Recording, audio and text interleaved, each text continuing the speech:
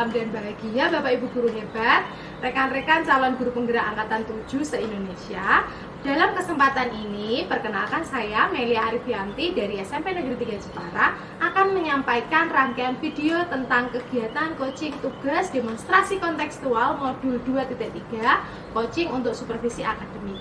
Di sini saya berperan sebagai pengamat, akan mengamati kegiatan coaching yang akan diperankan atau dipraktikkan oleh rekan-rekan saya, Ibu Yulianti Ella sebagai coach dan Ibu Atika sebagai coaching. Pada tugas demonstrasi kontekstual modul 2.3 coaching untuk supervisi akademik ini ada 3 rubrik penilaian, yaitu yang pertama pra-observasi, yang kedua observasi, dan yang ketiga pasca observasi. Berikut rangkaian video coaching tugas demonstrasi kontekstual 2.3. Selamat menyaksikan. Assalamualaikum Bu Mai. Waalaikumsalam Bu Ella. Apa kabarnya Bu Mai? Alhamdulillah baik. Bu Ella bagaimana kabarnya? Alhamdulillah saya sehat Bu Mai. Apa yang bisa saya bantu Bu Ella?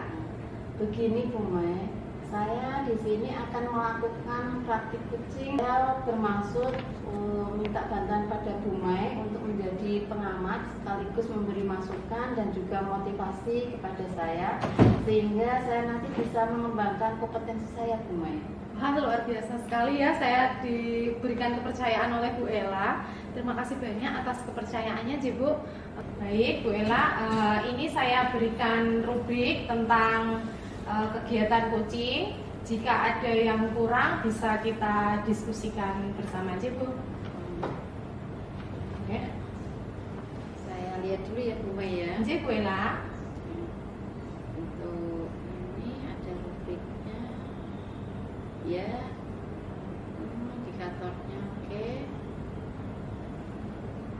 Siap. Ya. Jadi sudah sesuai Bu Ella? Sesuai Bu, sesuai ya. Ya, sesuai semuanya. Ya. Nah, sebelum melaksanakan proses coaching, kompetensi inti coaching apa yang akan Bu Ella lakukan hari ini? Saya akan melaksanakan beberapa hal tentang kompetensi intinya ya Bu ya. Yang pertama diantaranya itu akan mencari tempat yang nyaman dan tenang. Lalu yang kedua saya akan berfokus pada kunci lah. Nah, yang ketiga saya akan jadi pendengar yang aktif. Yang terakhir saya akan mempersiapkan pertanyaan berbobot untuk menstimulasi pemikiran dari kunci tersebut. Selanjutnya, bisakah Bu Ella memberikan penjelasan tentang kegiatan berusaha fokus, mendengarkan dengan aktif, dan mempersiapkan pertanyaan yang berbobot? Ya, terima kasih Bu. Untuk berusaha fokus, itu ada beberapa hal yang akan saya laksanakan. Yang pertama yaitu gestur tubuh harus sesuai. Yang kedua, kontak mata saya fokus pada kunci tersebut.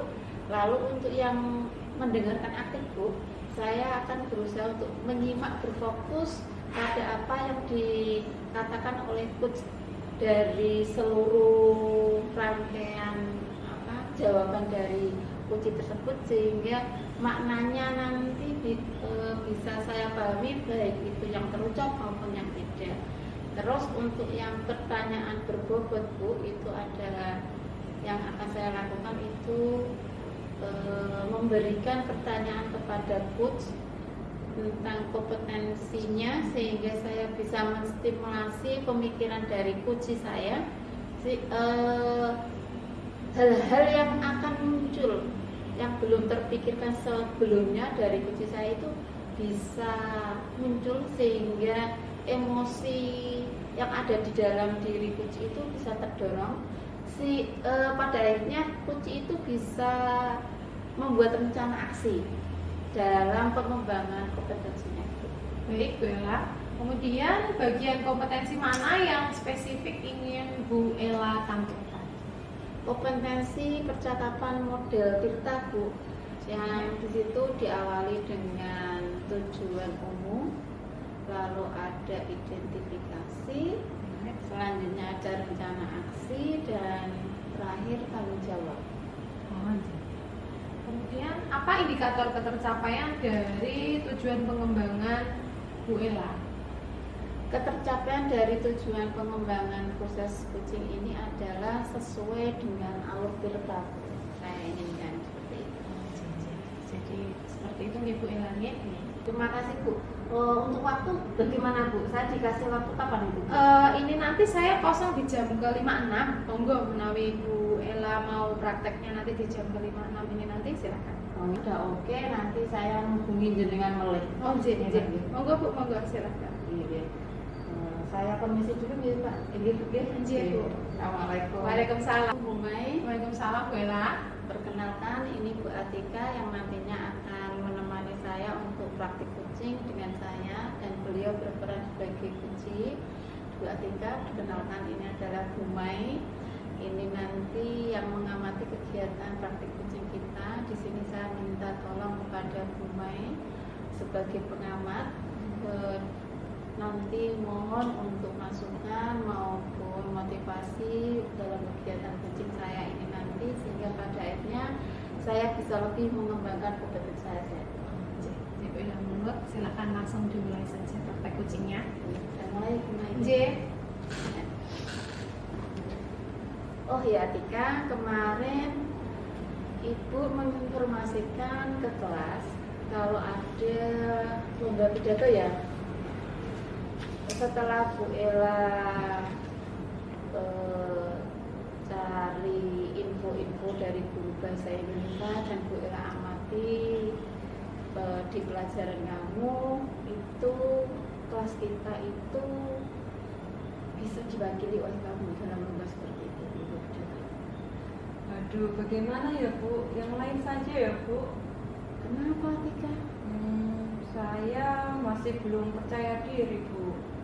Kenapa kamu tidak percaya diri? Karena sewaktu SD dulu saya pernah ikut lomba pidato Bu, tapi gagal. Jadi kalau ini saya ikut lagi kemudian tidak bisa mengharumkan nama kelas, saya lebih nanti bisa down lagi Bu. Gitu ya. Ini Atika, sekarang Bu Ella tanya dulu, apa kekuatan yang ada di dalam dirimu? Saya itu fasih Bu dalam berbahasa Inggris. Ada kelebihan yang lain? Saya dapat merangkai pidato yang informatif Bu. Oke Atika, sebenarnya kamu itu sudah mempunyai kekuatan pada diri kamu yang perlu diasah, dan kamu tuh perlu membangun rasa percaya diri kamu sehingga kamu tidak putus asa. Sekarang Ibu mau tanya, menurut kamu hal-hal penting apa sebagai syarat dalam berpidato? Untuk syarat berpidato menurut saya itu ada 4 Bu. Yang pertama, menguasai pokok masalah atau isinya yang akan diuraikan, kemudian memiliki kecakapan untuk menyampaikan isi pidato tersebut antara si pembaca, topik yang dibaca, dan pendengar. Perlu terjalin hubungan yang harmonis serta dapat dipahami pendengar Bu. Tepat sekali Atika ya. Begitulah memang syarat dari pidato yang baik dan benar. Nah sekarang dari syarat tersebut, menurut pendapat kamu, apa yang belum kamu kuasai? Menurut saya dari keempat itu yang belum saya kuasai itu saya belum memiliki kecakapan Bu dalam menyampaikan isi pidato, sehingga yang pendengar itu tidak bisa memahami isi pidato saya. Hal inilah yang akhirnya membuat saya kurang percaya diri Bu dalam berpidato. Baik-baik Atika. Langkah yang kamu lakukan untuk bisa mengembalikan kepercayaan diri kamu terkait dengan syarat pidato itu? Menurut saya bisa lebih banyak latihan lagi Bu, kemudian lebih banyak belajar bagaimana cara menyampaikan isi pidato tersebut sehingga pesan yang ada dalam pidato dapat didengar oleh audiens, agar saya bisa lebih percaya diri lagi Bu. Bagus sekali Atika ya. Kembalikan rasa percaya diri kamu dan lebih banyaklah untuk belajar tentang bagaimana berpidato dengan baik, sehingga audiens tadi bisa mengerti apa pesan dari pidato kamu. Ya, ibu yakin kamu itu pasti bisa karena kamu tuh mempunyai kekuatan yang perlu dieksplor, dan cara mengeksplor kekuatan dalam diri kamu itu salah satunya melalui lomba pidato ini. Ibu yakin, sangat-sangat yakin kamu itu pasti bisa. Tapi namun saat ini jangan memprioritaskan menang atau kalahnya. Yang kamu utamakan itu adalah rasa percaya diri kamu itu harus dikembalikan dulu. Terus kamu harus banyak-banyak pengalaman. Tuh. Terima kasih ya Bu atas masukannya, motivasinya, sehingga saya bisa lebih meningkatkan semangat saya dalam belajar. Saya yakin saya bisa ikut lomba ini dan saya bisa mewakili kelas saya dalam lomba berpidato bahasa Inggris ini. Terima kasih Bu. Mantap ya? Ya. Begitu tadi Bu Mai praktek yang sudah saya lakukan dengan Bu Atika. Di sini saya mohon untuk panjenengan bisa memberi masukan, saran kritik dan motivasi. Alhamdulillah proses praktek coaching sudah selesai nggih. Kalau saya boleh tahu Bu Ella, menurut Bu Ella apa yang sudah berjalan dengan baik selama percakapan ini tadi? Menurut saya Bu, komunikasi ketika menyampaikan permasalahan sudah berjalan dengan lancar.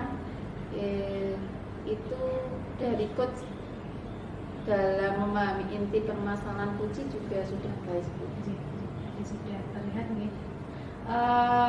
Kemudian berdasarkan hasil percakapan antara coach dengan kunci tadi yang dilakukan oleh Bu Ella dan Bu Atika, izinkanlah saya untuk bisa memberikan tanggapan sebagai refleksi Bu Ella tentang apa yang sudah Bu Ella dan Bu Atika laksanakan tadi.